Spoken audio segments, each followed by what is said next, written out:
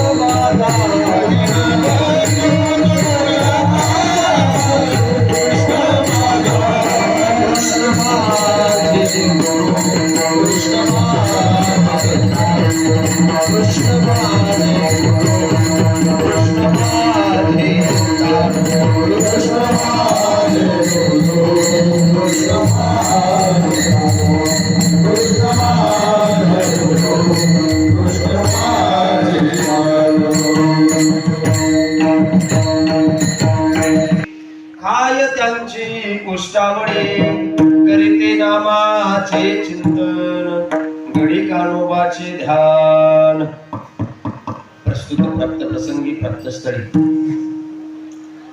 कीर्तन रूपी सेवेकरिता म्हणजे निरूपण करता प्राप्त असणारा अभंग वैराग्य शिरोमणी जगदोद्धारक जगद्गुरु श्रीमंत संत श्री तुकाराम महाराज यांचा 4 चरणांचा अत्यंत महत्वाचा आता काला या प्रकरणातील भगवान परमात्म्याचं आणि गोपाळांचं यथार्थ वर्णन करणारा असा 4 चरणांचा अभंग आहे. विठ्ठल एक साल या नगरीमध्ये परमात्म्याच्या कृपेने साधू संतांच्या आशीर्वादाने हनुमंतरायाच्या पवित्र दरबारामध्ये गेल्या 33 वर्षापासून अखंडपणे अव्याहतपणे चालू असणारा आपला संत श्रेष्ठ श्रीमंत संत श्री तुकाराम महाराज यांचा विजेचा जो सोहळा संपन्न करतोय त्या सोहळ्याची आजची सांगतेची सेवा ग्रामस्थ मंडळी भजनी मंडळी तरुण मित्र परिवार माता भगिनी या सर्वांच्या माध्यमातून रात्रीची जागराची सेवा आणि आजची सुद्धा काल्याच्या कीर्तनाच्या सांगतेची ही जी सेवा आहे मोठ्या परमभाग्याने मला प्राप्त झाली. ज्यांच्यामुळे मला ही सेवा प्राप्त झाली ते माझे ज्येष्ठ गुरुबंधू आदरणीय हरिभक्त परायण युवराज महाराज पाटील अत्यंत सुंदर पद्धतीने मृदंगाची सेवा करतायत. आपल्या प्रापंचिक जीवनाचा भार सांभाळत वारकरी संप्रदायाच्या प्रचार आणि प्रसारामध्ये सुद्धा आम्ही मागे नाही आहोत. वारकरी संप्रदायामध्ये जी सेवा करायला लागते त्या सेवेमध्ये सुद्धा त्यांनी स्वतःला रत केलेला असणारे युवराज महाराजांच्या माध्यमातून ही सेवा माझ्या वाट्याला आलेली आहे. मी महाराजांचे मनापासून ऋण व्यक्त करतो, धन्यवाद व्यक्त करतो. या सेवेकरता उपस्थित प्रातस्मरणीय परमश्रद्धेय पितृतुल्य असणारे रात्री पुढे बसून कीर्तन श्रवण केलं, आताही पुढे आहेत आदरणीय हरिभक्त परायण महाराष्ट्रातील सुप्रसिद्ध कीर्तनकार श्रीधर महाराज पाटील तेही उपस्थित आहेत. त्यांच्याही चरणावर विनम्र भावाने नतमस्तक होतो. माझ्या आत्ताच्या कीर्तन सेवेमध्ये ज्यांनी अतिशय सुंदर पद्धतीने चाल गायली आणि पहिल्या दिवशी मला असं वाटतं विजेच्या कीर्तनाचा सोहळा ज्यांच्या मुखारविंदातून आपण श्रवण केला ते आदरणीय हरिभक्त परायण महाराष्ट्रातील सुप्रसिद्ध कीर्तनकार मुरेश्वर महाराज पाटील त्यांचे मनापासून धन्यवाद. ज्यांनी आत्ताची साथ अत्यंत उत्तम पद्धतीने गायली, सुरुवातीला म्हटली ते आदरणीय हरिभक्त परायण गुरुबंधू संदीप महाराज त्यांचे मनापासून धन्यवाद. माझ्या उजव्या बाजूला माईकवर उभे असणारे सगळे महाराज, शेजारी उभे असणारे सगळे महाराज, दोन बाजूला चौकदार आहेत, वेणेकरी बाबा आहेत, हार्मोनियमवाले बाबा आहेत, अतिशय सुंदर हार्मोनियमची साथ करतायत त्यांचे धन्यवाद. माझ्या डाव्या बाजूला मृदंगाचार्य महाराजांचं नाव तुमचे चिरंजीव. अरे वा, छान आणि हिमांशू वा, बाबांत आहात. तुमच्या मृदंगाला आणि वाजवण्याला अंतच नसावा एवढी प्रार्थना करतो. अतिशय कमी वयामध्ये चंचलता फार सुंदर आहे, हातामध्ये गोडवा सुंदर आहे. फक्त जाता जाता परत आपली भेट होईल न होईल सांगता येत नाही. कोणी दिवस येईल पैसा नाही या देहाचा भाऊचा, पण एक मोठा भाऊ म्हणून तुम्हाला विनंती करून जाईल, आणखीन पुढचं शिक्षण भरपूर घ्या, भरपूर शिक्षण घ्या. मृदंग शेवटच्या श्वासापर्यंत मृदंगाशी रत राहा, प्रामाणिक राहा. ज्या क्षेत्राशी आपण रत राहिलो, ज्या क्षेत्राशी प्रामाणिक राहिलो की ते क्षेत्र आपल्याला कल्याण स्थितीपर्यंत घेऊन जातं. गायन करताय ना, मनापासून गायन करा. आम्हाला तुकाराम महाराज सरळ सांगतात, येईल तैसा बोल रामकृष्ण. मृदंग वाजवतायत, मनापासून सेवा करा. योगेश महाराजांना ताल नाही, स्वर नाही, मग त्यांचं कीर्तन पाडा. आणि ज्यांच्या कीर्तनात ताल आहे, स्वर आहे, त्यांचं कीर्तन उचला. अशी पाडापाडी करायची नाही, अशी उचलावृत्ती करायची नाही. फक्त तुका म्हणे देवा त्यांची केल्या पावे सेवा करा. सेवेचं फळ मृदंगाच्या माध्यमातून परमात्मा कधी प्राप्त होईल आणि कधी आपल्या जीवनाची कल्याण मोक्षापर्यंत घेऊन जाईल सांगता येत नाही. हे तुमच्या बाबतीत झालं, आमच्या बाबतीत सुद्धा तसंच आहे. कीर्तन करतोय ना, मग कीर्तन करता करता लोकांना बोलून प्रभावित करण्यापेक्षा लोकांचं मन, लोकांचं हृदय प्रभावित करण्यापेक्षा प्रभू भावित करा. काय करा? प्रभू भावित करा. याचा अर्थ लोकांना प्रपंचाकडून परमार्थाकडे प्रवृत्त कसा करता येईल, लोकांची प्रपंचातली वृत्ती कमी करून परमार्थाकडे प्रेम कसं द्यायचं लागेल, साधूची भेट कधी होईल, परमतत्वाची भेट कधी होईल, माझ्या जीवनातलं दुःख कधी जाईल, असं प्रबोधन कीर्तनकारांकडून होणं अपेक्षित आहे.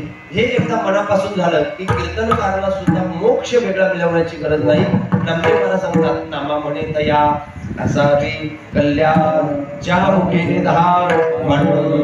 आणि ही सेवा करत करत आपण परमतत्वापर्यंत पोहोचणार आहोत. आपण सर्वजण या ठिकाणी माता भगिनी उपस्थित आहेत, तरुण बांधव सगळे उपस्थित आहेत, ज्येष्ठ श्रेष्ठ मंडळी याच्या ठिकाणी उपस्थित आहेत. सगळ्यांच्या चरणावर विनम्र भाव ठेवून नतमस्तक होतो आणि माझ्या सेवेकडे वळतो. विठ्ठल थोडा वेळ सेवा करायची तुकाराम महाराजांचं आहे. अभंगाच्या माध्यमातून तुकाराम महाराज परमात्म्याचं आणि गोपाळांचं यथार्थ वर्णन करतात. वर्णन करत नाही असं नाही, यथार्थ स्वरूपाचं वर्णन करतात. काय वर्णन करतात? अभंगाचा भाव जर तुम्ही पाहिला तर तुकाराम महाराज सांगतात, पाहता गोवडी आणि त्या गोवळ्यांकडे बघा, त्या गोपाळांकडे बघा, काय होतंय? काय त्यांची परमात्मा त्यांचं उष्ट खातो.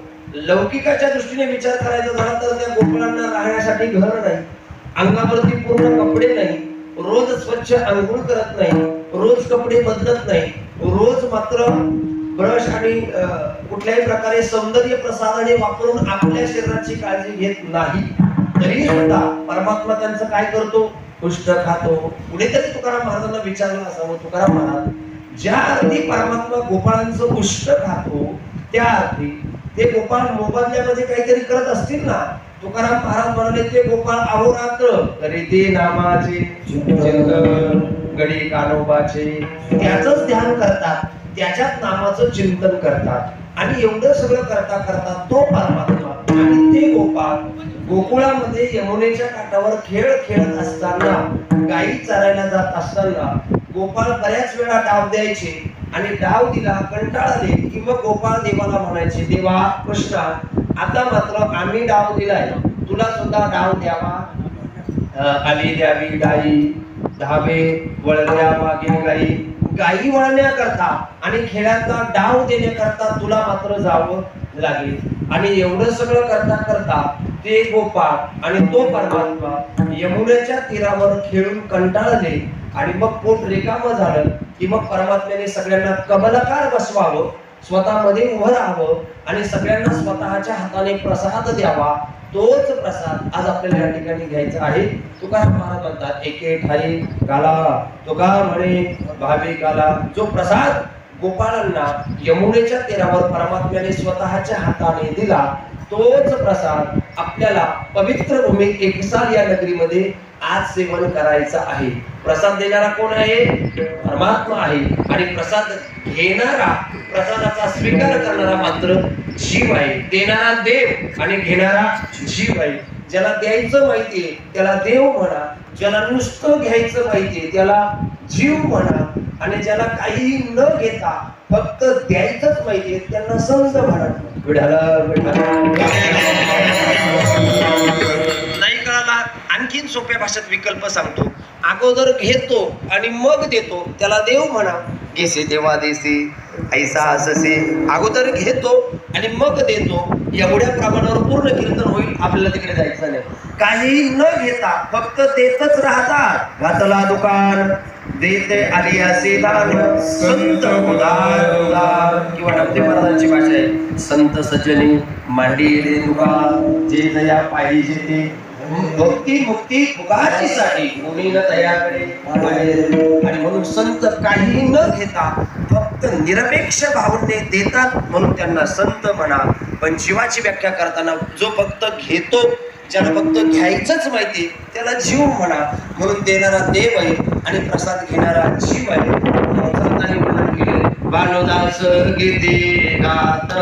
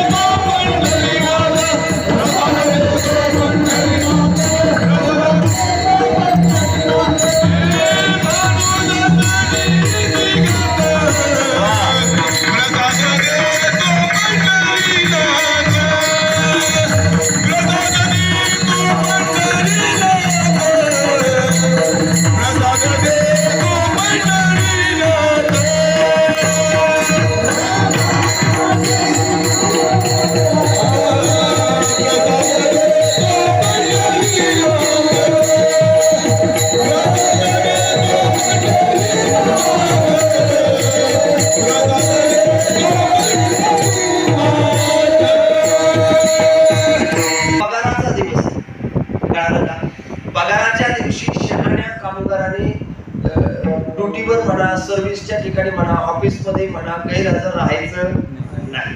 इतर दिवशी राहिले तर चालेल, पण आजच्या दिवशी मात्र काय आहे? पगाराचा दिवस आहे, प्रसादाचा दिवस आहे. तो प्रसाद स्वीकारत असताना दही आणि गाईचा प्रसाद आपल्याला स्वीकारायचा आहे. काल्यामध्ये असणारा दही सामान्य नाही आणि काल्यामध्ये असणारी लाही ती सुद्धा सामान्य नाही. आपण त्या दही हंडीमध्ये तो प्रसाद एकत्र करतो.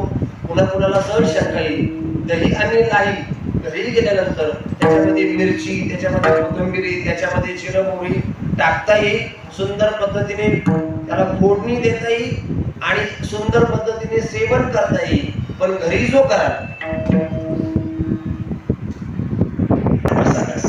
घरी खिचडी की घरी कितीही चांगली करा, कितीही चवदार करा, कितीही रुचकर करा, तो प्रसाद होऊ शकणार नाही.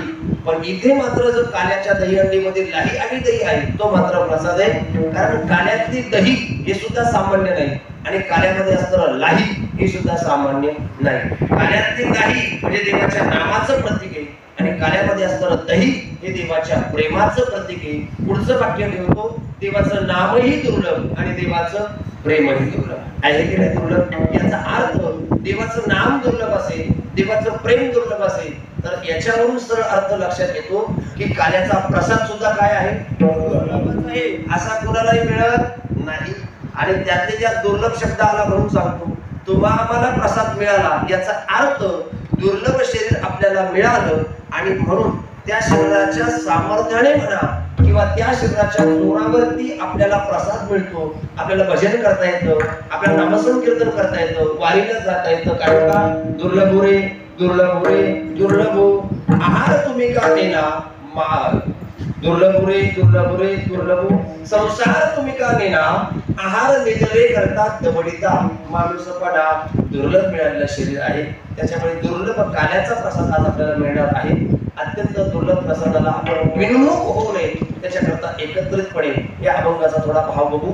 परमात्म्याने गोकुळामध्ये केलेल्या थोड्यासा चरित्र बघायचं आहे, त्याचं उच्चारण करायचं आहे आणि सेवा सांगत इकडे घ्यायची आहे.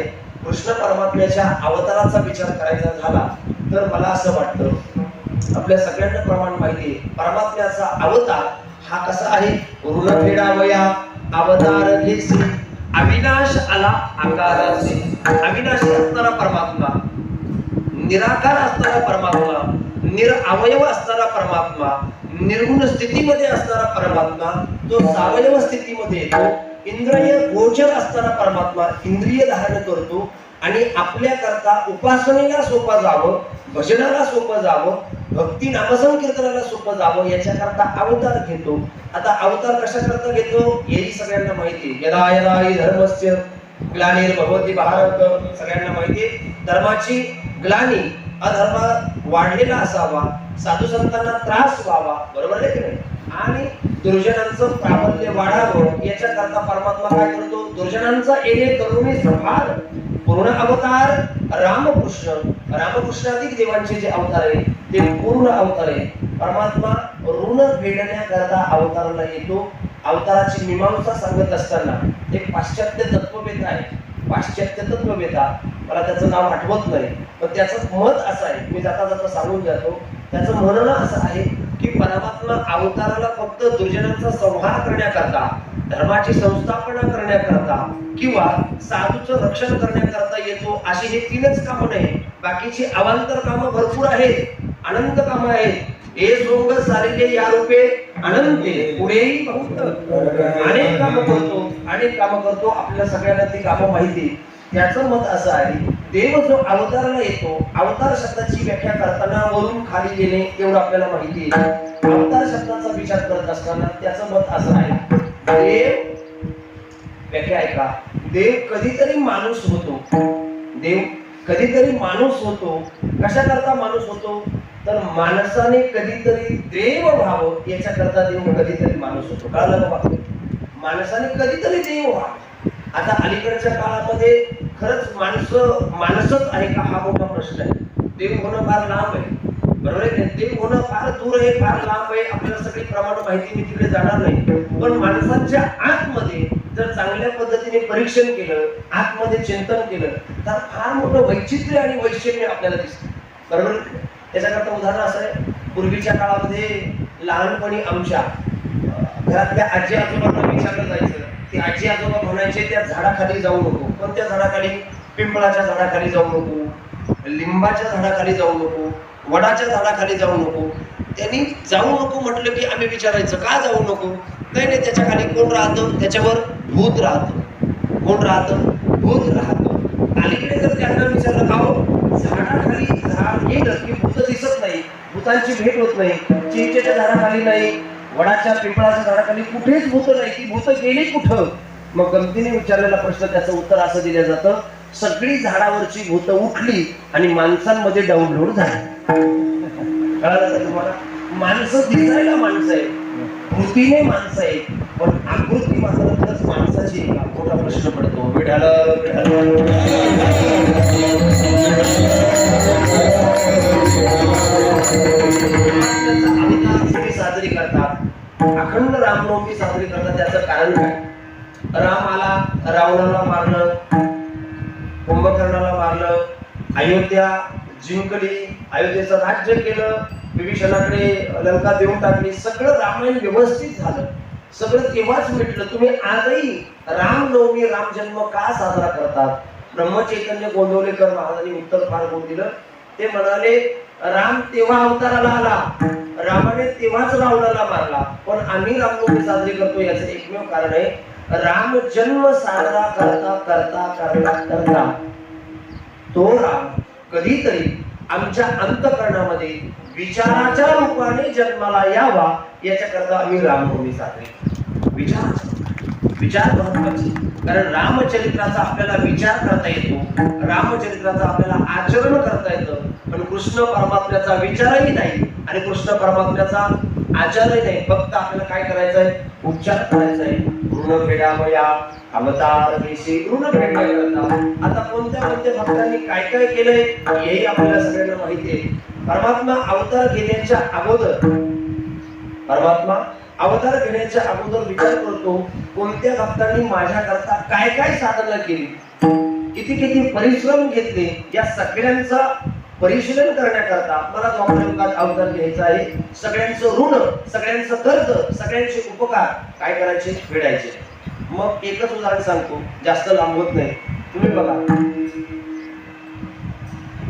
कृष्ण परमात्मा म्हणजे परमात्म्याचा जो अवतार आहे, उपेंद्र अवतार, त्याला आपण वामन अवतार म्हणतो, बरोबर आहे? वामन अवतारामध्ये भडवच्या क्षेत्रामध्ये बळी ज्यावेळेस काय करतो? यज्ञ करतो. आणि यज्ञ केल्यानंतर थोडा यज्ञ चाललेला आहे, बस असंच राहू द्या. काय होतंय?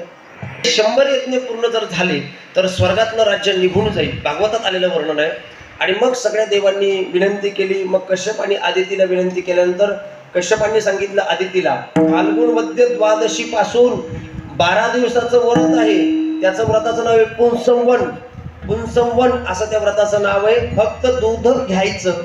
12 दिवस ते व्रत केलं की पोटी येणारा जो सुपुत्र आहे तो अत्यंत महाबलाढ्य, अत्यंत चांगला आहे, तो नवे नवे देवच अवताराला येऊ शकतो.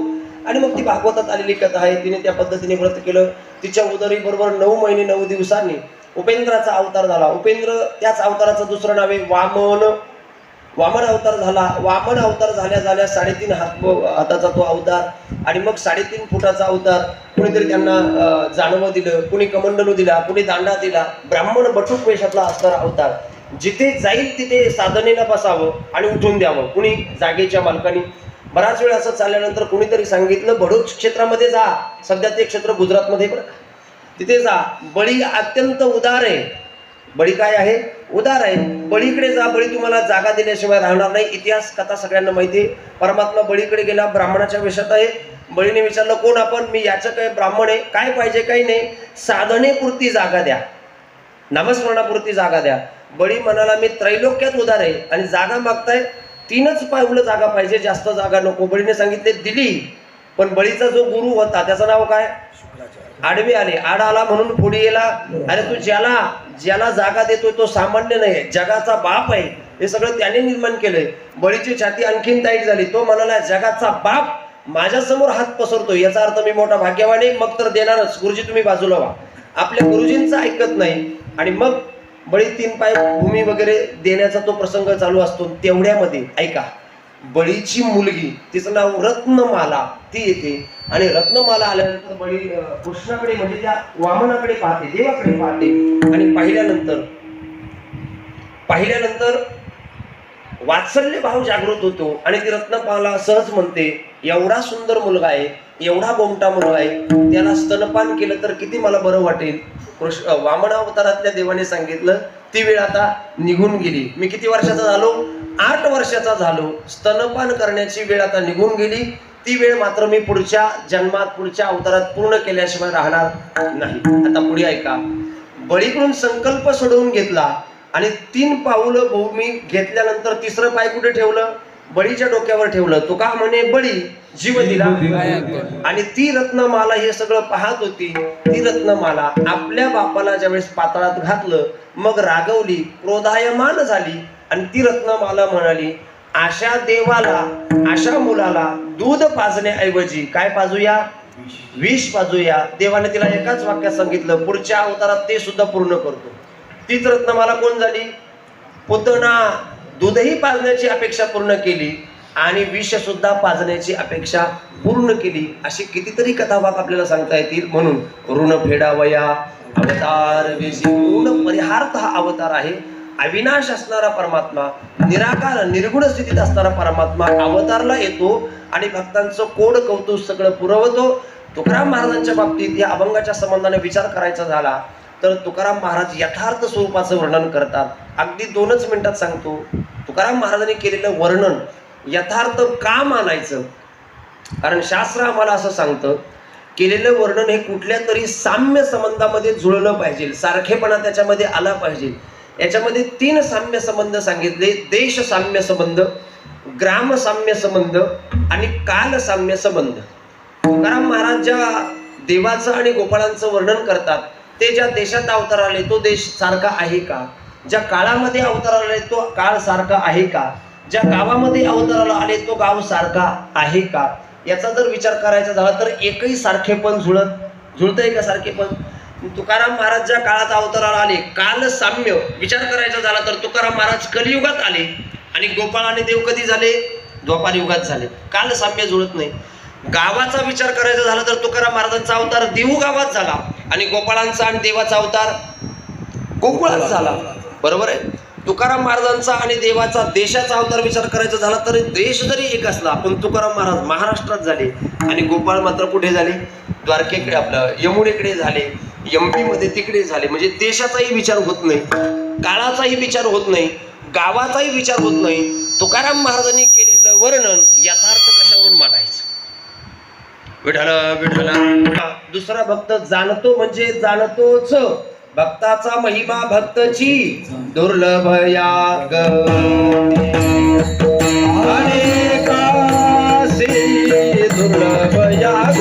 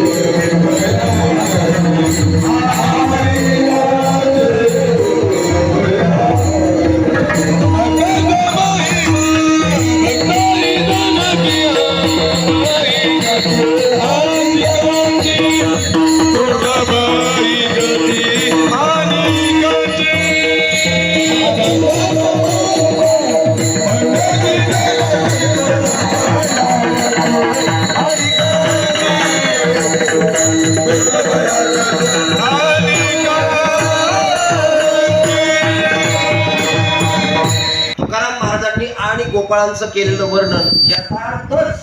काय यथार्थ, त्याचं कारण सांगतो. तुकाराम महाराजांचे जे जे अवतार झाले ते सगळे अवतार तुकाराम महाराज कुणाबरोबर आहेत, देवाबरोबर आहेत. राम अवतारामध्ये तुकाराम महाराज म्हणाले आम्ही कोण होतो, वानर होतो, वानर. कृष्ण अवतारामध्ये आम्ही कोण होतो, गोपाळ होतो. आणि पंढरपुरामध्ये पांडुरंग परमात्मा ज्यावेळेस उभा राहिला त्यावेळेस आम्ही मात्र कोण होतो, तुम्ही उभे विटेवरी, आम्ही झालो वारकरी. आम्ही मात्र कोण झालो, वारकरी झालो.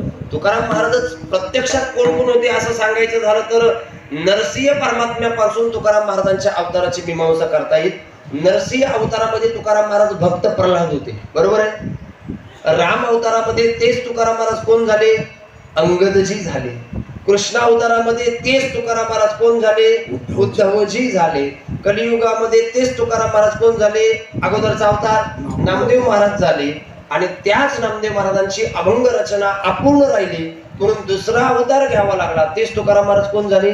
तुकाराम महाराजच झाले.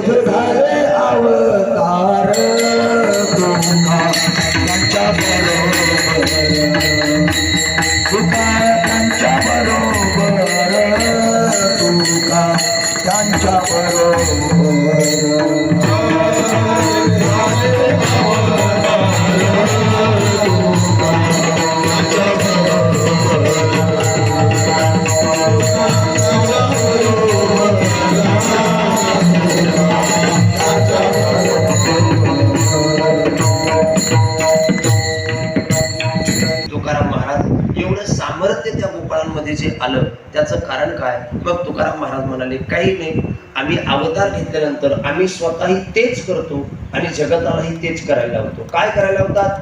जगताला हेच सांगतात, नाम संकीर्तन साधन वैशोभे जळतील पापे मार्ग दावून गेले आधी दयानिधी संतते. तुम्ही भजन करा, तुम्ही नामस्मरण करा, तुम्ही चिंतन करा, तुम्ही देवाचीच शरणागती करा, असं आम्ही जगताला सांगतो. किती प्रमाणे सांगू?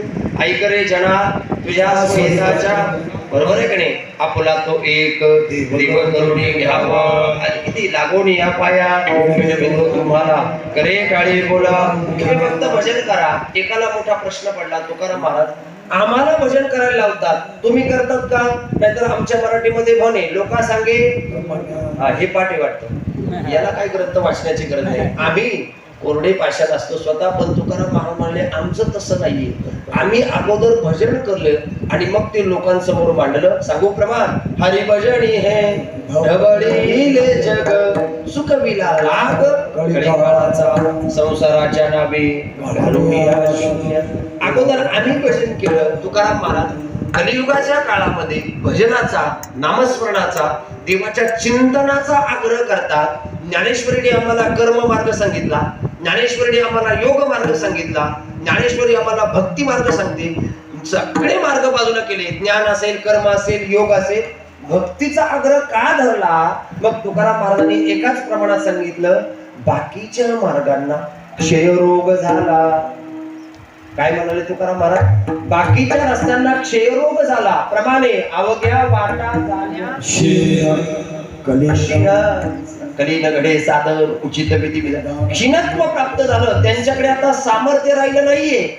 हे सगळे मार्गांचा अवलंबन करून देव भेटेल ना भेटेल सांगता येणार.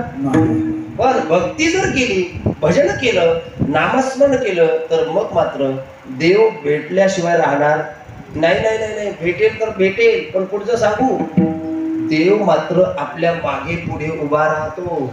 मागे पुढे उभा, मागे पुढे उभा राहे सांभाळीत, मागे पुढे उभा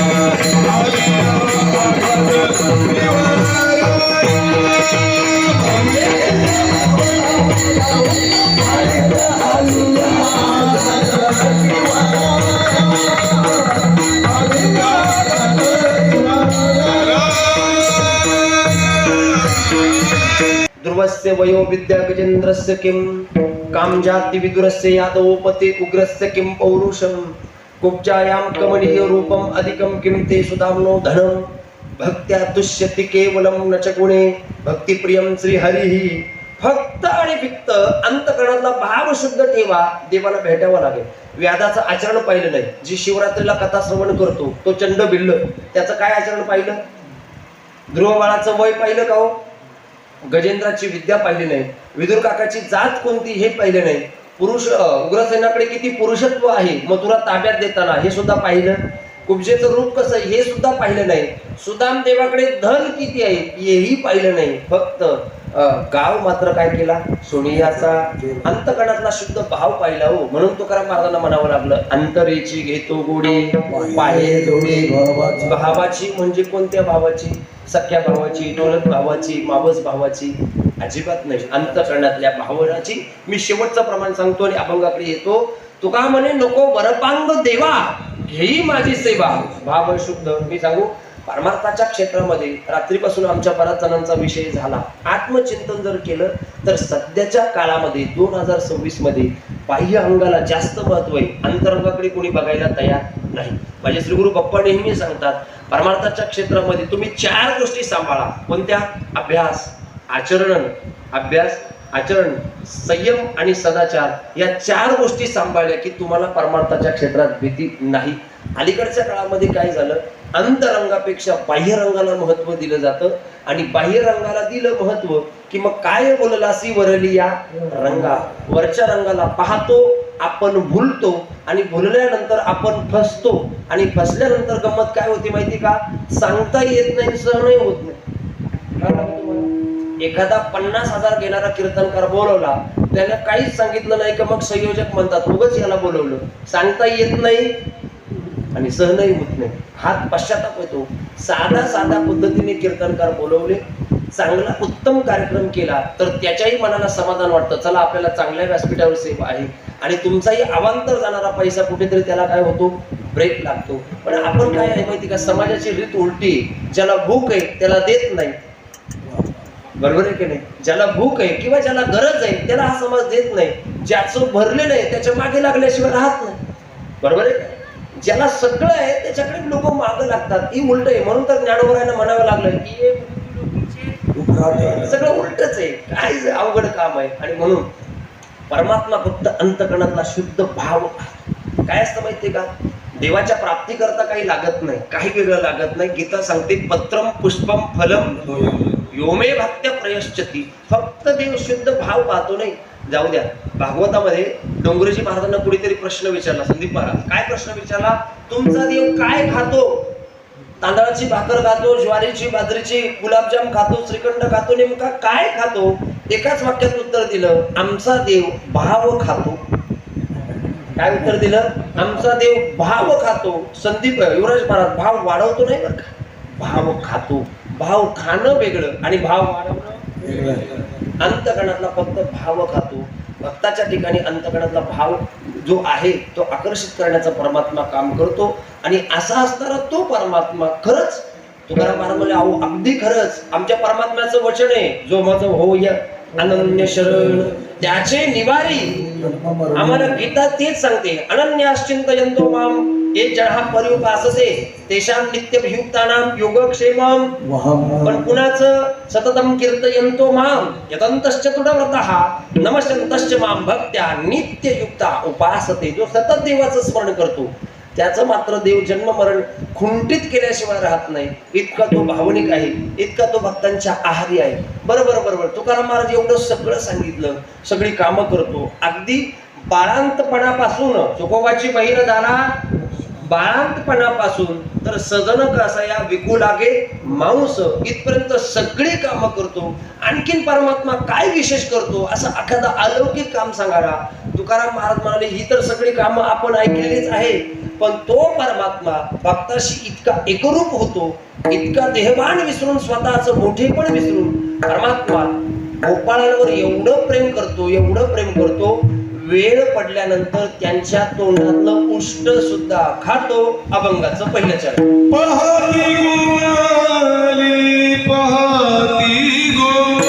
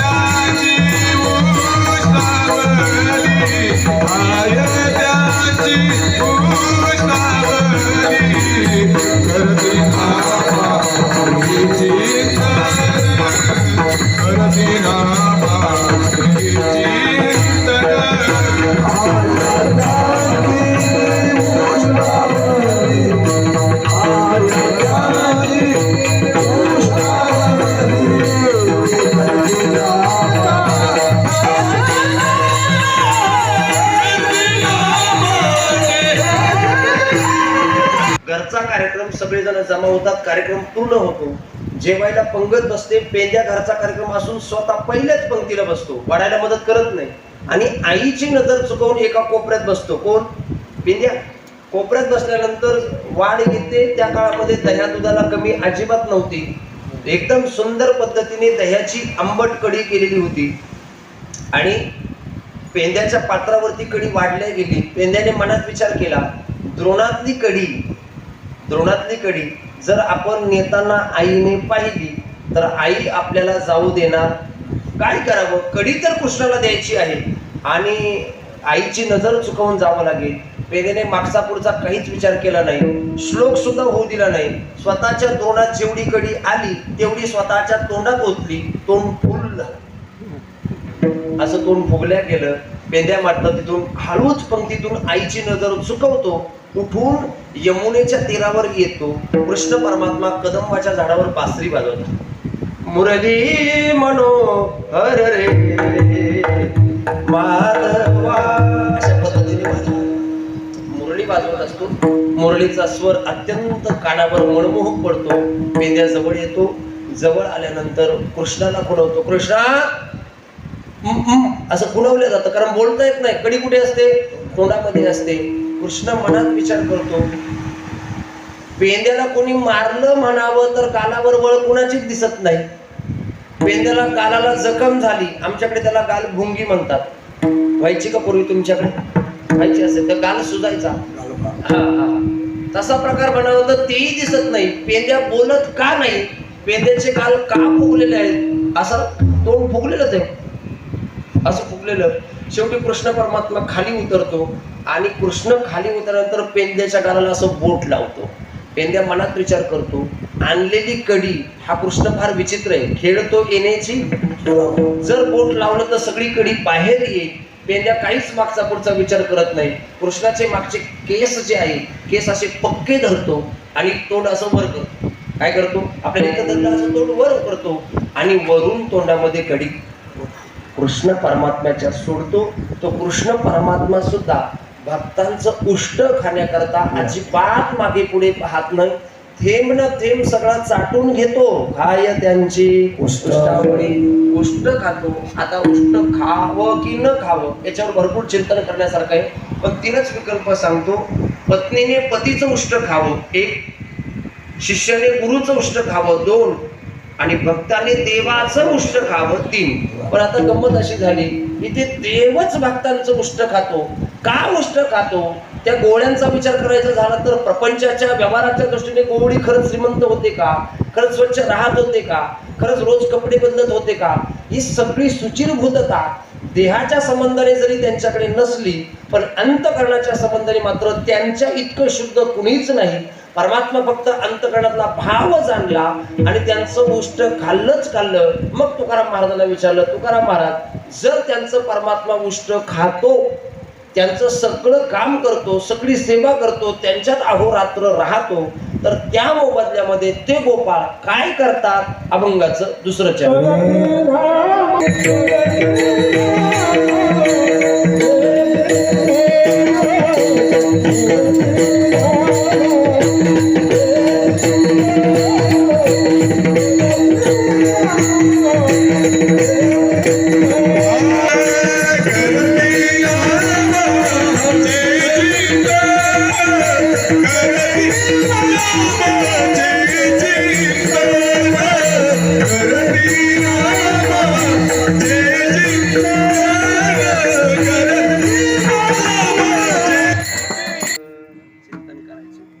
आपलं उलट आहे, आपण चिंता करतो.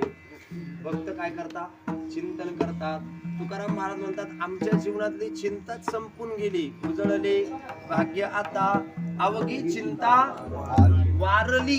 असं नाही म्हणाले, अवघी चिंता निघून गेलेली. तुकाराम महाराजांना माहिती 8 दिवसांनी माघारी येऊ शकते. मी चिंतेबद्दल बोलतोय. निघून गेलेली 8 दिवसांनी माघारी येऊ शकते, पण जळाली म्हटलं की नष्ट झाली, नाश पावली, तिला पुन्हा येणं काही अवघी. करत नव्हते, चिंतन करत होते.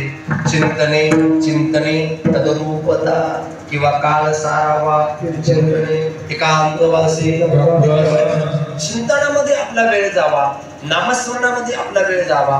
तुम्ही ज्याचं चिंतन करताय त्याचं चिंतन केलं की तो आपल्या काय करतो, सांभाळ करतो, तो आपल्या पुढे उभे राहतो. चिंतनाचा फार मोठा परिणाम. काय होतं, एक सहज उदाहरण आठवलं म्हणून सांगतो. एक साधू महाराज जंगलाच्या रस्त्यात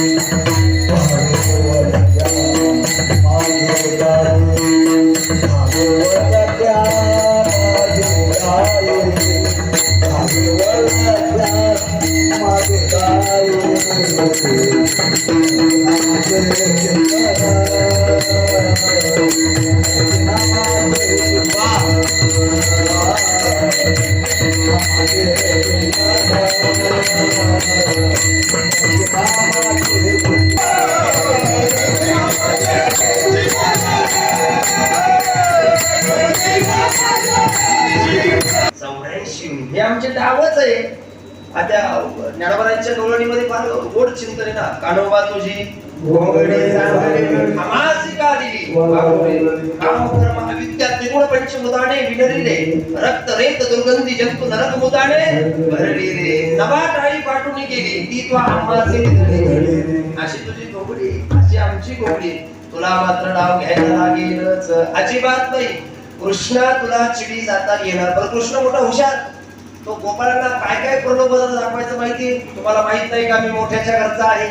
तुम्हाला माहित नाही का माझ्याकडे वडील पाटील आहे. तुम्हाला माहित नाही का माझे आई आणि वडील संपूर्ण गोकुळाला सांभाळतात. कृष्ण ते काही असो, तुझे वडील हे कसे आम्हाला माहिती आणि तुझी आई सुद्धा कशी आम्हाला माहिती. बरोबर आहे का नाही.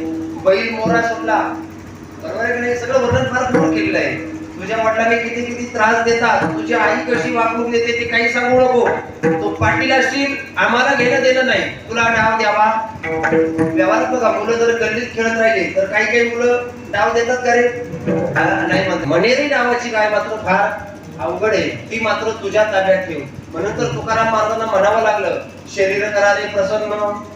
असं म्हटले का कीर्तनाला चालतोय. शरीर करारे प्रसन्न, कपडे चेहरा करारे प्रसन्न, तोंडाला लावारे पावडर प्रसन्न. मनावर परमार्थ केला तोही मनावर आणि प्रपंच केला तो सुद्धा मनावर आणल्या.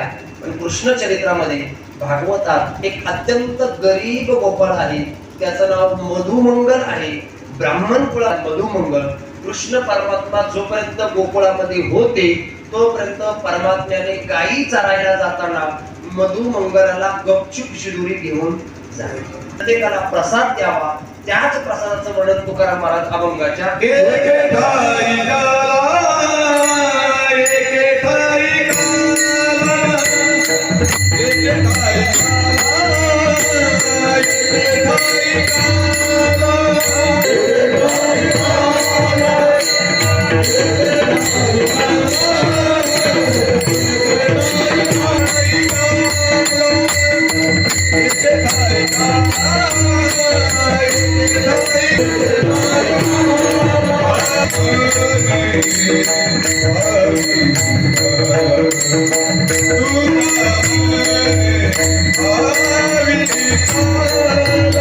Oh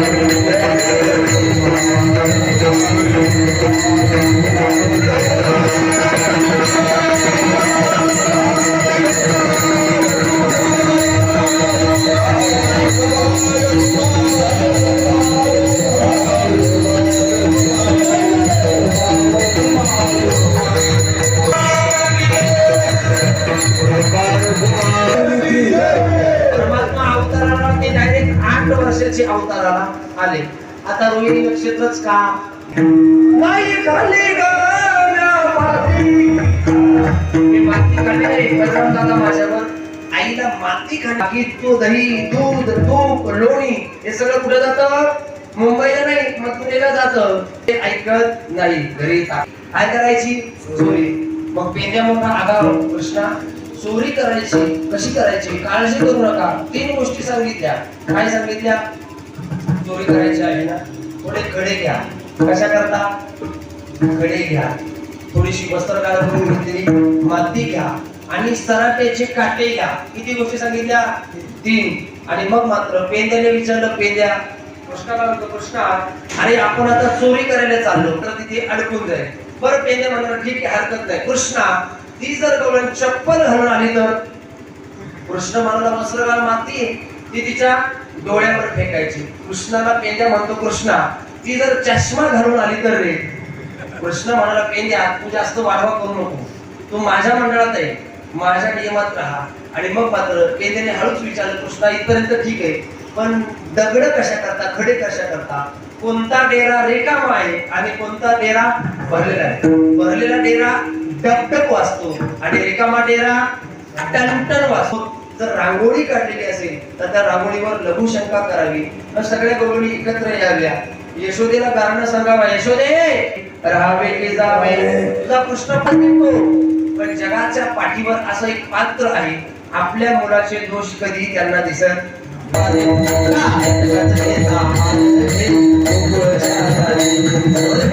माझं बाळ समोर गुणाचं ताण आहे.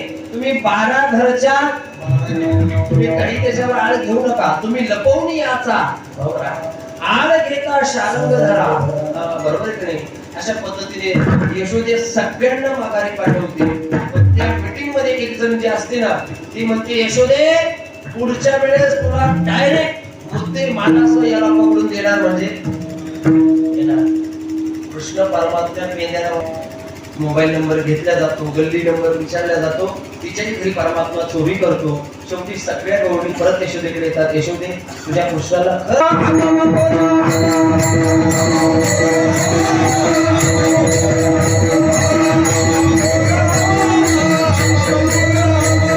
कृष्ण भगवान कृष्ण भगवान